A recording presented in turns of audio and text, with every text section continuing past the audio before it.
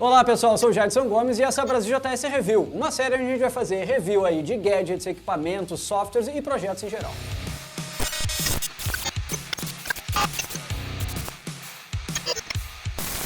E vamos iniciar esse piloto então com o Pixelbook. Vocês devem ter notado, né, que eu estava usando esse computador em algumas edições da Brasil JS Weekly. Muita gente perguntou, tanto no privado quanto no vídeo, né, que computador era esse e também pediram para fazer um review. Então, como eu usei por algum tempo, eu vou fazer um review com a minha opinião pessoal sobre o meu tempo de uso desse computador. Um pouco de histórico. Por qual motivo eu usei o Pixelbook? Bom, para quem não sabe, eu uso Linux e eu tenho uma máquina Dell. E essa minha máquina Dell simplesmente estragou a parte da tela onde ela abre. Eu tive que mandar para manutenção e ficou quase um mês em manutenção. A gente tinha um Pixelbook que o Felipe trouxe do último Google I/O que ele foi. E esse computador estava meio de bobeira ali. Eu aproveitei para usar, já que eu já sabia, o Felipe já tinha me avisado que ele também suporta Linux, então era a única opção que eu tinha e eu também queria testar para ver como que funciona o Chrome OS e todas essas tecnologias que o Google vem trazendo aí nos últimos tempos. Quando o Felipe estava voltando do Google I/O, ele me disse que conseguiu programar nesse computador. Eu fiquei curioso e fui ver como que isso funciona.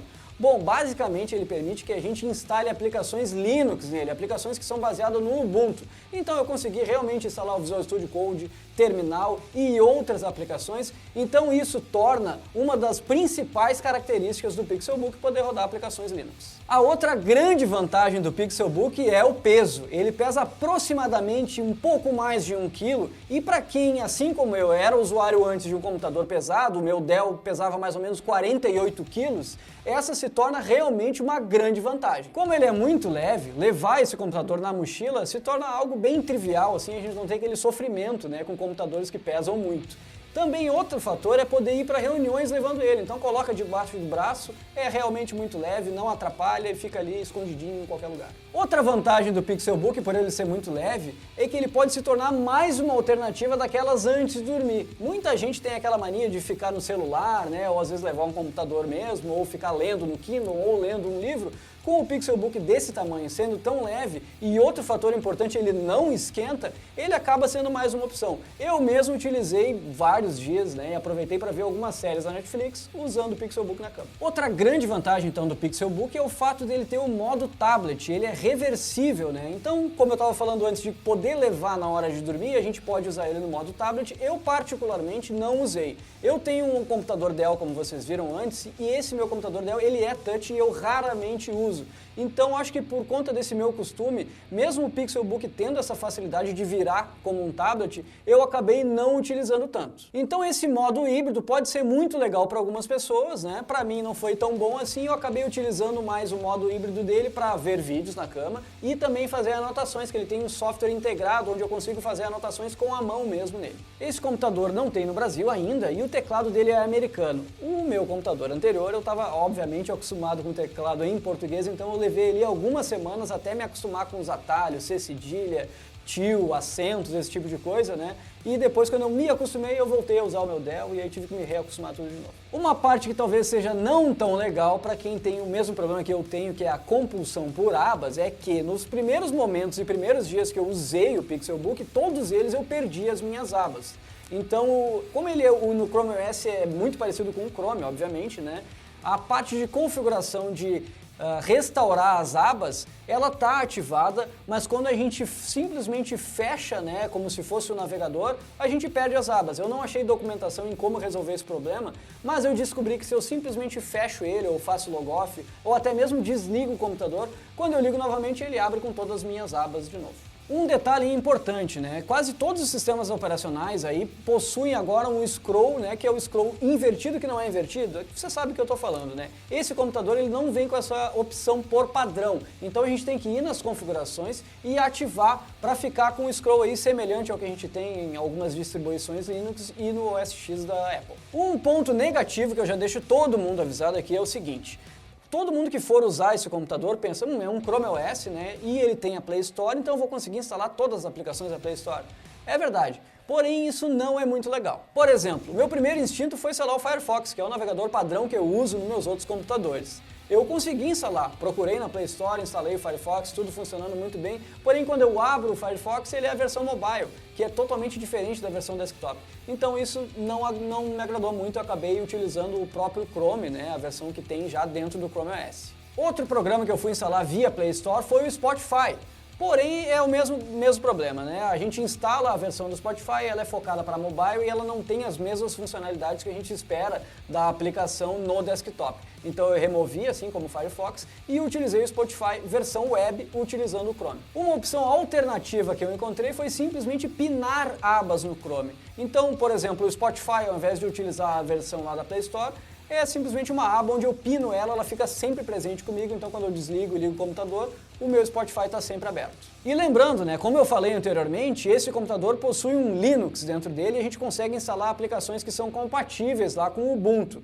Né? Para quem é usuário Windows e tem aplicações que só funcionam no Windows, aqui não vai funcionar. Mas para quem é usuário do mundo Linux, toda a gama de aplicativos a gente pode instalar aqui dentro. Eu falei anteriormente sobre as anotações, essa funcionalidade eu usei mesmo no modo tablet, né? Uma coisa legal é que quando a gente faz uma anotação com a mão, essa anotação vira uma imagem e vai para o teu Google Keep. Então isso é realmente muito útil, né? Às vezes a gente está numa reunião fazendo anotações, para quem gosta de anotar como se fosse um caderno, e depois a gente consegue consumir isso de forma diferente na nuvem lá do Google Keep. E vocês devem estar curiosos também sobre a configuração desse computador. Nas minhas primeiras impressões, quando eu comecei a usar, ele parecia muito performático, então eu fui pesquisar, né, para ver qual é a configuração, que hardware é. A primeira coisa é o sistema operacional. Ele é um Chrome OS, que é baseado no Chrome, também tem um kernel Linux, e a gente consegue utilizar ali muito semelhante a como é usar na web, né, usar um navegador. O Pixelbook tem uma tela LCD sensível ao toque de 12,3 polegadas com uma resolução QHD de 2400 por 1600 pixels. Ele também tem alto-falantes duplos e 4 microfones internos. Eu inclusive testei e fiz várias reuniões nesse Pixelbook e tudo funcionou muito bem. O Pixelbook tem o processador aí com algumas versões, o Intel Core i5 ou i7 de 7ª geração. Também tem as opções de memória RAM de 8 ou 16 GB. Uma curiosidade nesse item é que não é tão fácil achar essa informação. Eu estava procurando para mostrar para vocês e não consegui encontrar, não foi tão fácil assim. Então eu instalei uma app, depois descobri que a gente consegue acessar no Chrome //System e aí sim eu consegui chegar na informação que eu queria. O nosso computador aqui é um Intel Core i5 com 8 GB de RAM. Outro ponto importante do Pixelbook é a bateria, ela tem 41 WHR e dura até 10 horas. A câmera desse Pixelbook tem 720p a 60 fps. Obviamente o Pixelbook conta também com Wi-Fi, Bluetooth, USB-C, que é muito útil, né? Tem duas saídas USB-C e também tem saída para 4K, entrada para fone de ouvido de 3,5 mm.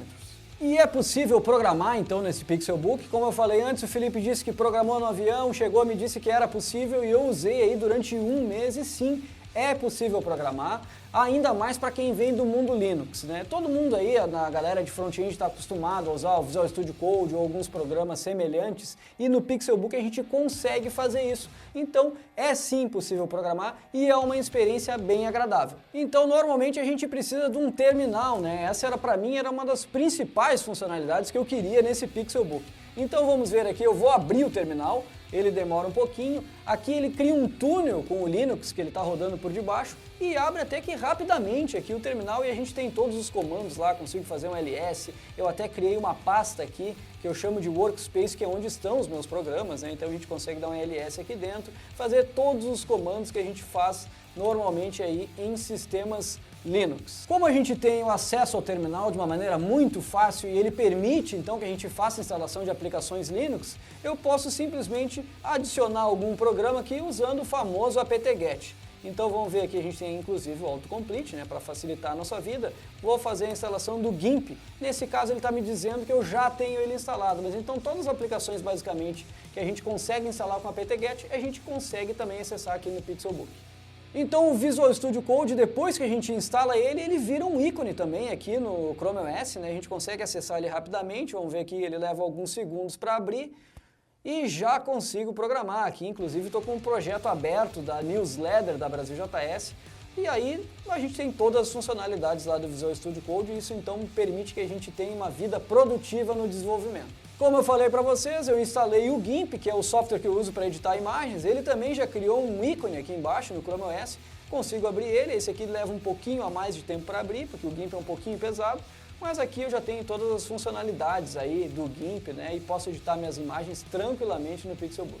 Uma das primeiras coisas que eu fui fazer também nesse computador, depois de ter acesso ao terminal, foi instalar, obviamente, o Node.js. Então a gente consegue aqui vir a linha de comando, né? Usar o Node. Estou usando aqui a versão 0.12.15, que era um projeto velho que eu estava atualizando, mas eu consigo também usar o NVM, ver quais versões aqui eu tenho do Node. Posso querer usar agora aqui a versão Default, né? Que é a versão mais nova, que já vem com o sistema. Faço NVM use default. E aí consigo usar então todas as funcionalidades aí do Node no Pixelbook. Um ponto importante também, a única vez que esse computador travou foi quando eu estava fazendo alguns experimentos com o Node.js justamente. Eu estava realmente testando aí para ver até onde que a máquina vai, levantei alguns processos em Node e aí realmente eu vi ela travar e eu tive que apertar o botão aí para fazer reiniciar na mão. E para quem gostou do Pixelbook até aqui, eu tenho uma notícia não tão boa, né? Não tem como comprar esse computador aqui no Brasil. Na Google Store, a única coisa que aparece lá para venda é o Chromecast, não tem nenhum dos outros produtos legais do Google à venda, eu até achei isso bem estranho. Eu pesquisei para saber se tem alguma data disponível, também ainda não tem data. Então a única maneira de conseguir comprar esse Pixelbook e outros produtos aí de hardware do Google é comprando lá fora ou pedindo para algum amigo trazer. Este Pixelbook está custando aí mais ou menos $1.000 e convertendo para reais a gente chega aí em uns R$4.000. E ele fica então bem competitivo aí com alguns outros computadores, né, que existem no mercado e por conta dessas facilidades e benefícios que ele tem, é realmente uma boa opção. E qual a conclusão aí depois de usar esse computador por quase um mês?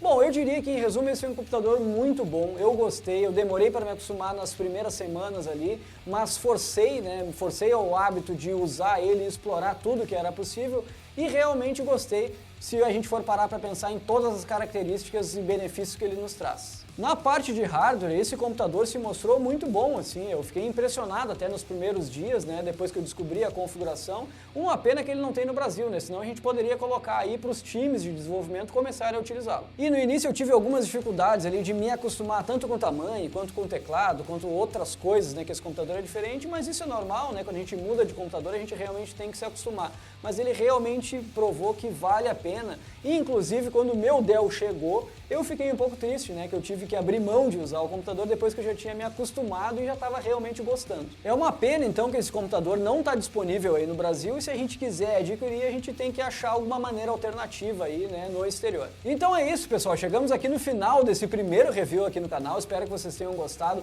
Comentem aí se vocês gostaram desse tipo de programa, desse tipo de review, que a gente pretende trazer também mais edições aí. É isso, pessoal, até a próxima!